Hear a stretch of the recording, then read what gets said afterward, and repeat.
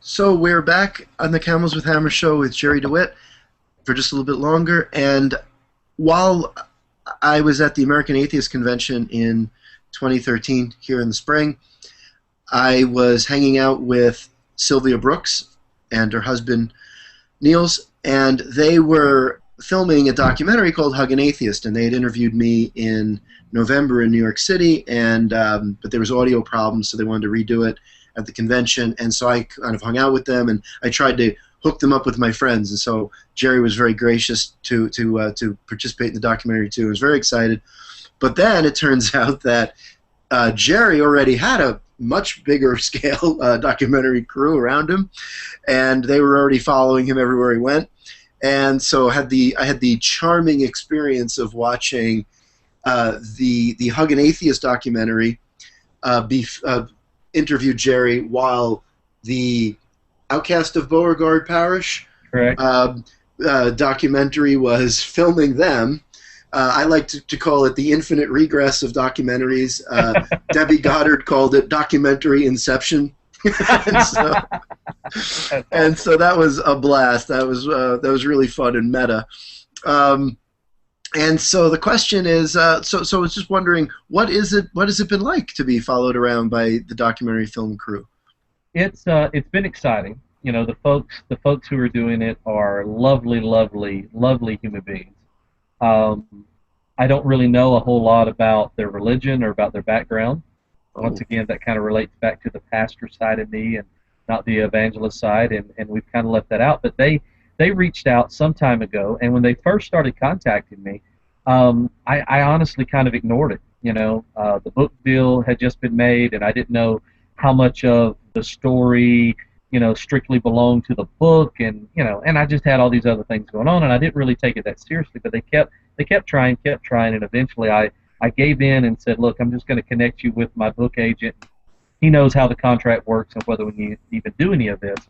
And once he discovered who they were and the works that they had done and how successful they had been, he said, this is upscale. This is big time. This is a really, really, really cool thing.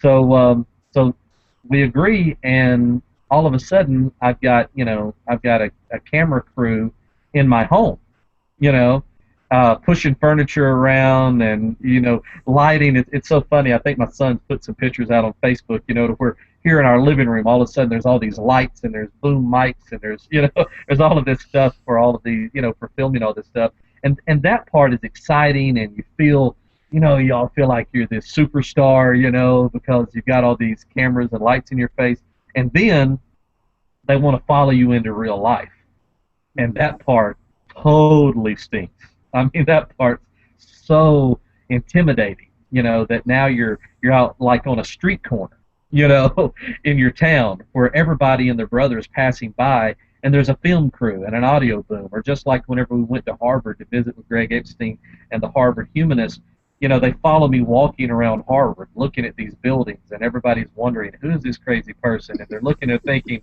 has something happened to Kevin Smith? Has he gotten sick? I always thought Kevin would have been taller than that. He looks so much taller, But I'm glad he's lost a little weight, I mean, it's, And so all these people, it's just as awkward as anything can be. But at the same time, it's very rewarding to know that that this moment, not just for us personally, but for the secular movement, is being captured. They're enthralled by this idea that we're trying to develop this secular ministry, and they're right here in the middle of it. And if this becomes something, not me personally, but if what's going on in the UK grows, if what people are doing in other parts of the country begins to grow, and this becomes influential, then they will have been here, at the very beginning of it. So it's marvelous, it's intimidating, horrifying. It's exciting though, that's for sure. That's just really great. We mentioned Kevin Smith, and Kevin Smith is a known comic book aficionado, and Yeah. and so He and I were separated at birth. yeah. So you're a comic book fan? I am a comic book fan, and it's been off and on. Obviously I started as a very young child. I accidentally stole a comic book. No one's ever heard this story before. My mother, we had this little grocery store, and anybody from around here will remember it, almost like a general store at the time, called McKee's Grocery, and that was where I first got introduced to comic books. And so I was literally knelt down on the ground. I don't even know if I was in kindergarten yet. You know, I was that young, but I was knelt down on the ground looking through the comic books. My mother got through shopping. She said, "Come on, Jerry," and she grabbed me by the shoulder, and out the door we went. We sat down in the car. I'm in the back seat, and I've still got the comic book in my hand, you know. And so she freaks out, you know, and she marches me back to the door. She says, "You have to go in there and turn that comic book back in," you know, like I had stole it. So here I am, you know, walking in already as tiny and petite as a person could be and still be alive, you know, and hand that comic book up, you know, to the poor guy. And it was beautiful. It's so, the whole thing is so quintessential Southern, because if you knew this person, he always had this big cigar in his mouth, you know, and not smoking it, just chewing on it. To me, he was the most horrifying person in my world at that moment, you know, handing this stolen comic book back. But I fell in love with it, fell in love with all the heroes, and of course, you know, when I turned 17 and got very, very serious for the next few years, I was very much out of, you know, the comic book world. But I've tried to catch up. I've tried to catch up to a great degree. But I love superheroes. I've seen every single superhero movie that I can find. You know. Who's your favorite hero, and what's your favorite superhero movie? You know, I stay mixed, and this is going to show just how, you know, how much of a novice I am. But I stay mixed between Superman and Batman. I love that dichotomy. I love the whole way DC has rolled it out as, you know, can there really be somebody as good as Superman and all the challenges he faces? And, you know, should Batman go over the edge and actually shoot somebody? You know, I just love that pull back and forth, because I feel that pull within me, you know, and I think that's part of the human experience, especially within our civilized world of today. In this situation, am I going to be a little bit more like Superman, or am I going to be a little bit more like Batman? You know, so those are obviously my favorites. I don't have any, you know, I don't have any independent, you know, comic genre heroes that I could really impress the viewing audience with, where they go, "Ooh, he knows something," you know. But I love it, and I love all things sci-fi.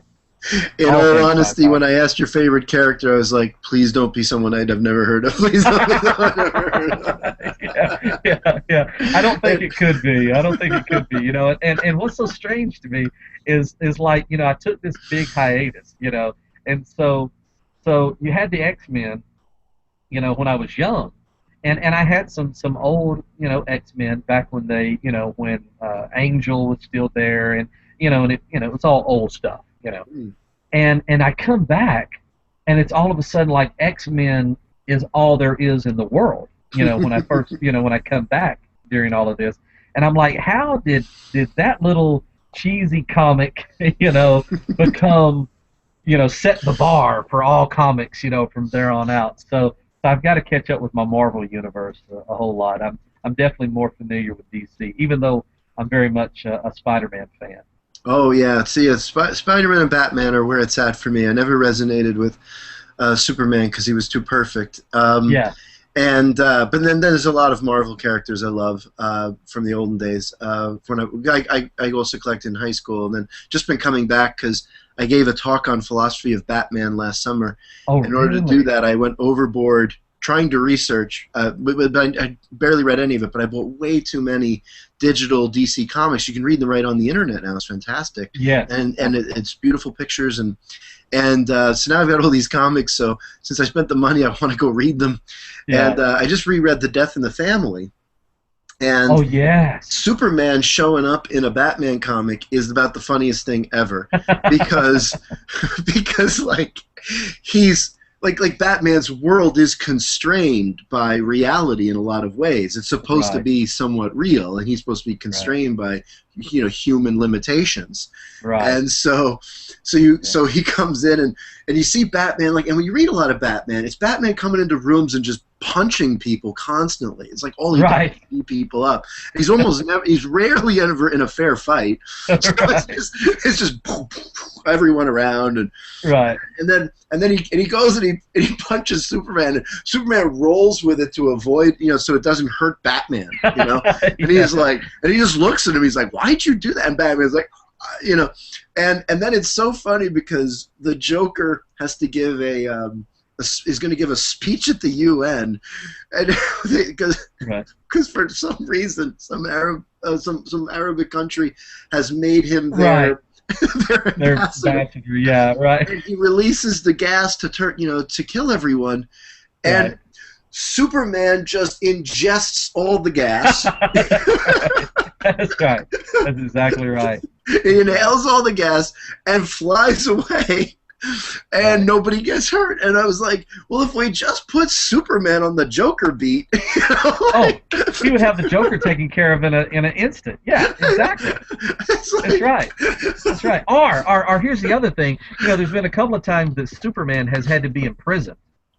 That the world's turned against Superman and imprisoned him and made handcuffs that he can't escape from, and stuff like that. And it's like, why don't you just use that for everybody? Just make that the standard for Arkham Asylum, and Batman would be able to retire because nobody would ever get out again. It's like, we know Joker's not an alien from Krypton, but we're just going to go ahead and put these handcuffs on him anyway. Because we're really tired of Batman having to tear up the city, So, yeah, it's ridiculous. The other part that always blows my mind, and they've made jokes of it from time to time, is like, wouldn't you hate to be the mayor, of these cities that these heroes tear to pieces? Why does anybody stay in these inner city buildings? It's like, golly, rent space for this office is like $35 a month. Why is that? Oh, okay, yeah, the Green Lantern just flew through it. I get it. How often does that happen? Well, pretty often. This big green fist comes through the window and grabs, somebody and throws them out. You're like, well, I understand now, but how's the internet? Oh, the internet's great. We got great Wi-Fi on this building. it's just crazy. And the Incredibles picked that up, right? They went with that. They did. They made that was a clever way to That's do right. it. They sure did. They sure did. And this is a little off subject with comics, and I know it's getting late, but yeah. If there was any one thing that I've come across recently that is absolutely absurd that I wish was true, it would be ancient aliens. I just wish it was true. I do. It just would be so awesome, if we could actually, like go into the pyramids, and there, decipher and go, it really is true. There really is life. There was life somewhere else from another time. That would be, out of all things fiction, that's probably what I would want to be true. All right, well, we'll end there then. And so, on a hopeful note. On a hopeful note that there will be aliens, and they will come from Krypton, and they will suck up all of the noxious gas. Thank you so much, Jerry, for coming by. I'm so happy we did this. My pleasure. And good luck with everything. You need anything, let me know. Thanks a lot, my friend. I really appreciate your great work. Keep it up. Thank you. All right. Good night.